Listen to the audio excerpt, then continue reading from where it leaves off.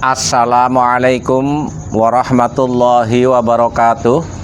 Saudara-saudaraku sebangsa dan setanah air yang kami banggakan, kisah-kisah khurafat tentang Faqih Muqaddam oleh Kiai Haji Imaduddin Utsman sebagian dikumpulkan dan diberi judul Hukum Kafir bagi orang yang mengaku Mi'raj seperti Faqih Muqaddam Ba'alwi. Mari kita bincang-bincang santai. Hukum taklifi itu hanya dikenakan kepada mukallaf. Jadi penghukuman kafir atau tidak kafir singkatnya kepada orang yang eksis. Kalau Faqih Muqaddam hanya dongeng, jadi nggak bisa dihukumi kafir karena memang tidak ada sosoknya. Itu hanya cerita khurafat dari Ali Sakron, seperti yang diulas juga di dalam tulisan Kiai Imad. Dan mari kita baca bersama hukum kafir bagi orang yang mengaku Mi'raj. Oke, kalau ada orang yang mengaku Mi'raj, memang ya nggak mungkin gitu ada orang yang lebih hebat dari Nabi Muhammad Sallallahu Alaihi Wasallam. Seperti Faqih Muqaddam Ba'alwi lah contoh untuk menghukumi kafir, ya tidak bisa disematkan ke Faqih Muqaddam karena Faqih Muqaddam bukan orang, hanya dongeng dari Ali Sakron. Kita lanjut dengarkan bersama tulisan Kiai Imad. Al-Kisah menurut legenda yang berkembang dahulu kala di suatu negeri yang tandus dan gersang, berlatar abad ke-7 Hijriah, hiduplah seorang wali bernama Faqih Muqaddam. Dalam legenda itu dikisahkan bahwa ia dapat melakukan apa-apa yang tidak bisa dilakukan orang biasa. Legenda itu ditulis pertama kali di abad ke-9 Hijriah oleh Ali As-Sakron, seorang penulis yang mengaku keturunan tokoh legenda tersebut. Singkatnya, Ali Sakron dobol 322 tahun yang lalu dari kehidupannya, bercerita punya kakek yang bernama Faqih Muqaddam.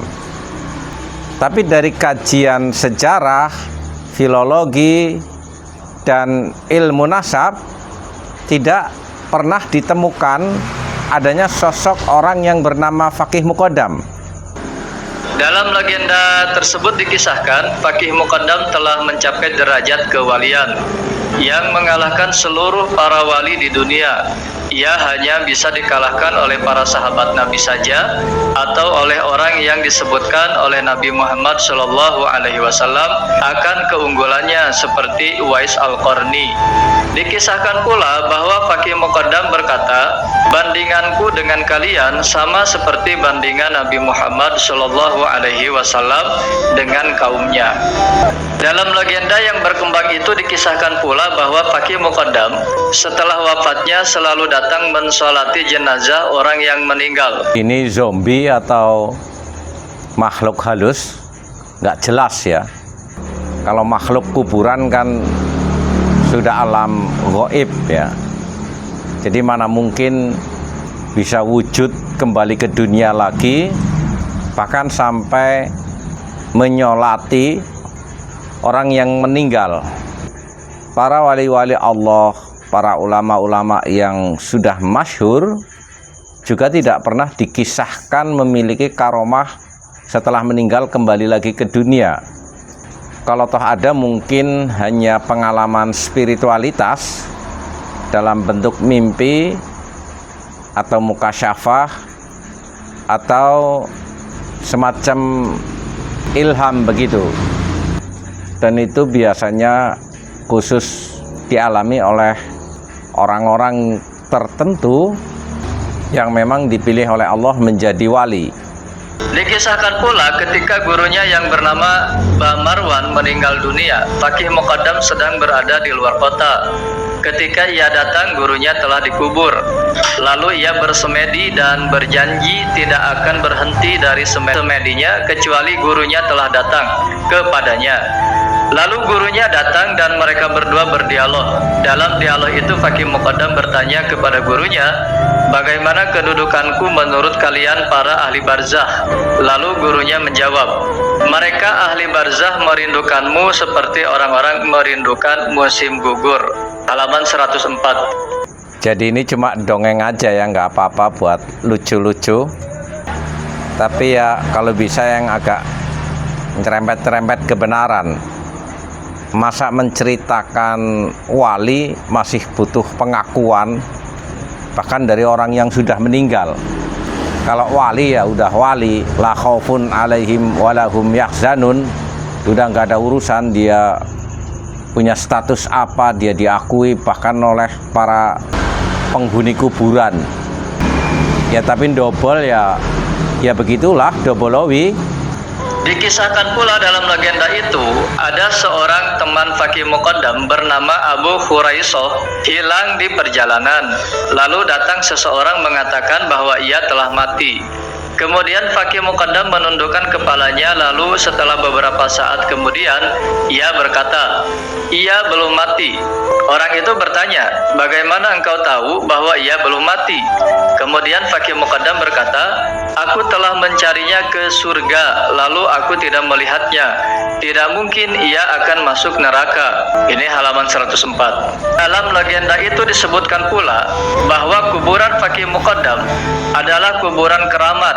Orang yang ingin berziarah di pemakaman desa itu tidak boleh menziarahi orang lain sebelum kuburan Fakih Muqaddam, walaupun itu makam ibunya sendiri. Halaman 109. Nah kalau ini sudah mengandung kesesatan ya, karena kalau dipercaya itu menjadi semacam syariat atau sunnah atau kebiasaan orang yang mau ziarah, yang seharusnya tentu kepada kedua orang tuanya dulu, baru kepada yang lain-lainnya. Ini malah dibalik, apalagi kuburannya itu kuburan palsu, kuburan dongeng yang dikisahkan. Di situ ada cerita yang bernama Fakih Muqaddam.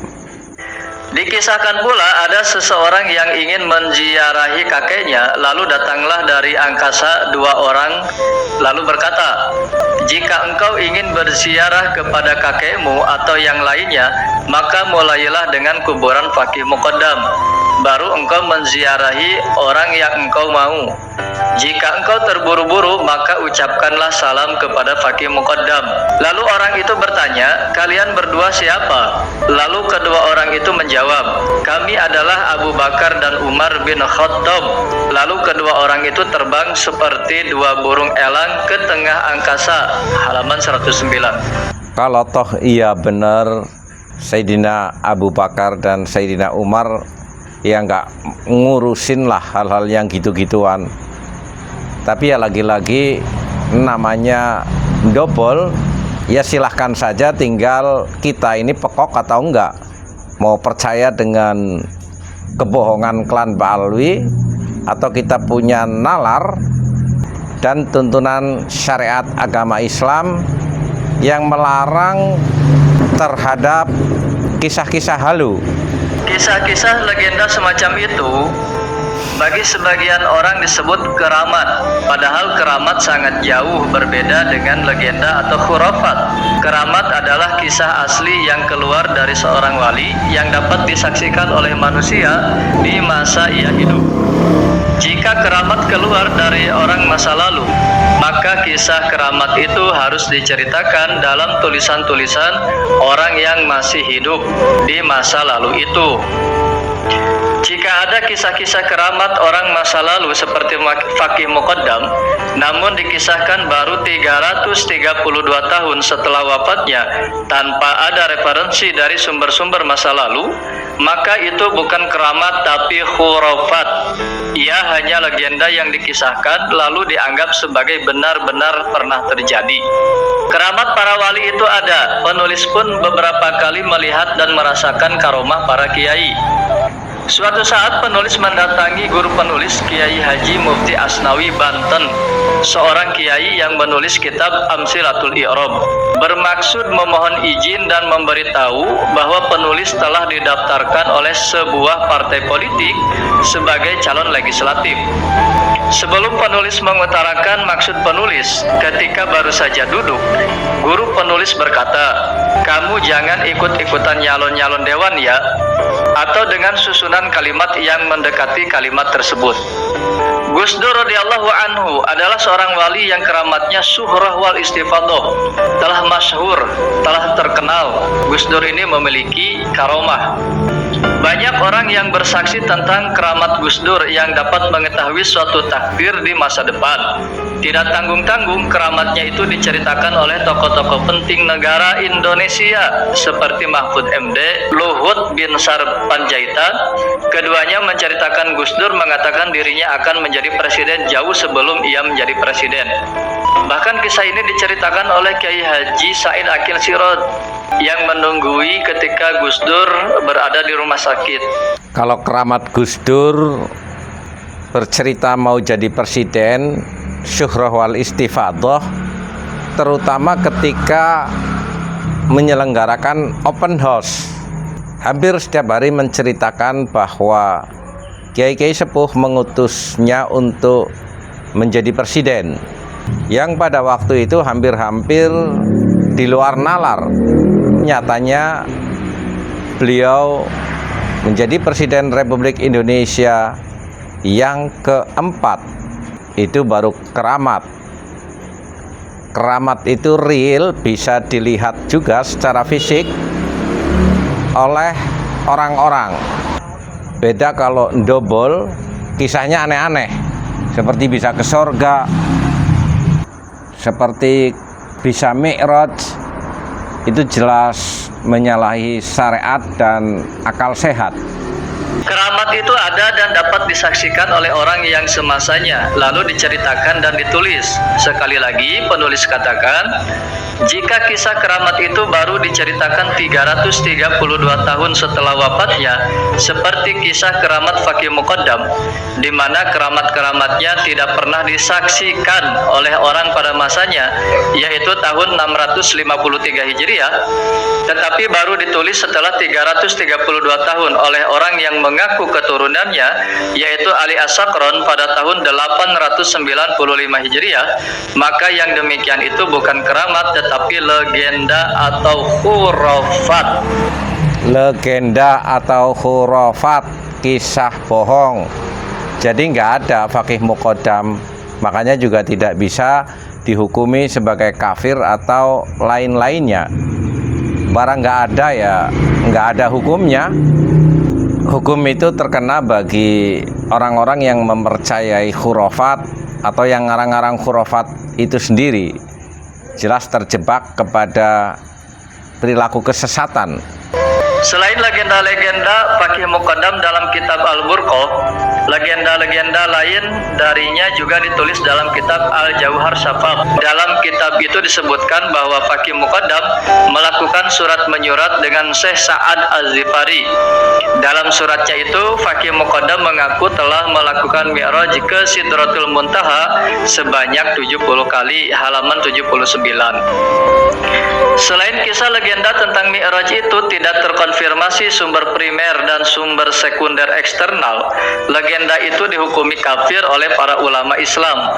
Orang yang mengaku melakukan mi'raj menurut Qadiyah dalam kitab Asy-Syifa termasuk dalam kategori kafir. Qadiyah berkata, Ya kalau orang mengaku mi'raj, ya jelas bisa dihukumi kafir. Karena nggak mungkin ada seseorang yang mampu melebihi kehebatan Nabi Muhammad SAW. Tapi lagi-lagi ini cuma dongeng belaka. Bisa dihukumi yang ngarang dongeng dan yang percaya terhadap khurafat. Pula orang yang mengaku bahwa ia diberi wahyu, walaupun ia tidak mengaku menjadi nabi, atau ia naik ke langit atau mi'raj dan masuk ke dalam surga dan memakan buah-buahnya dan memeluk bidadari, maka mereka itu semua adalah orang-orang kafir. Qadiyat Asy-Syifa bi Ta'rif Al-Huquq Al-Mustafa Al-Maktabah As-Samilah juz 2 halaman 282. Di tempat lain dalam kitabnya tersebut Qadiyat mengatakan, maka semuanya termasuk kafir dengan ijma kaum muslimin. Fadzalika kullu kufrun bi ijma'il muslimin. Qadiyat Asy-Syifa bi Ta'rif Al-Huquq Al-Mustafa Al-Maktabah Asy-Syamilah juz 2 halaman 283. Sangat jelas dari redaksi kitab Asy-Syifa tersebut bahwa legenda adanya pengakuan Faqih Muqaddam bahwa ia telah bermi'raj termasuk ke dalam kategori kafir menurut ulama. Ada juga pembela Ba'alwi yang mengatakan mengaku mi'raj ke langit itu kafir menurut kitab Asy-Syifa karena berarti menganggap Allah ada di arah atau tempat, yaitu langit, sedangkan Allah itu suci dari arah dan tempat. Penulis menjawab, kitab Asy-Syifa tidak sedang membicarakan tentang apakah Allah itu mempunyai jihad atau mahal. Maksudnya apakah Allah itu mempunyai arah atau tempat. Tetapi ia sedang membicarakan tentang siapa orang yang mengaku mi'raj seperti Nabi, maka ia kufur. Dan Faqih Muqaddam mengatakannya, maka ia kafir. Simple. Jadi bukan Faqih Muqaddam yang mengatakan ya, tapi pengarang kitab Al-Jauhar yang menceritakan Faqih Muqaddam Mi'raj.